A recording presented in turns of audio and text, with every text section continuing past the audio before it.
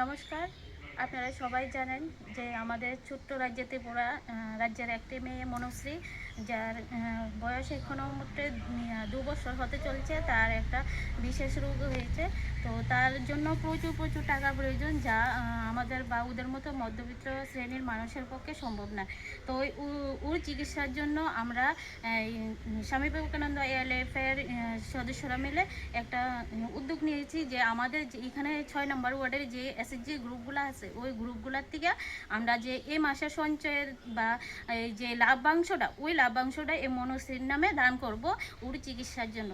তাই আমরা স্বসহায়ক দলের সব মহিলাদের থেকে এই একটু একটু করে এই যে লাভ্যাংশটা আমরা কালেকশন করছি, যা আমরা আগামী দিন মনশ্রীর পরিবারের হাতে তুলে দেব। প্রায় এখন পর্যন্ত আমরা 20,000-এর উপরে হইব কালেকশন করেছি, আর বাকি এখনও রয়েছে। আজকে সারাদিনে করব আর আগামী দিন করব। তাই আপনাদের কাছে এবং সব দেশবাসীর কাছে আমার একটাই অনুরোধ যে এই ছোট্ট মেয়ে মনশ্রীর জন্য আপনারা একটু একটু করে সবাই দান করুন। আর এখানে যে একটা স্ক্যানার দেওয়া হয়েছে, ওই স্ক্যানারে আপনারা দিতে পারবেন।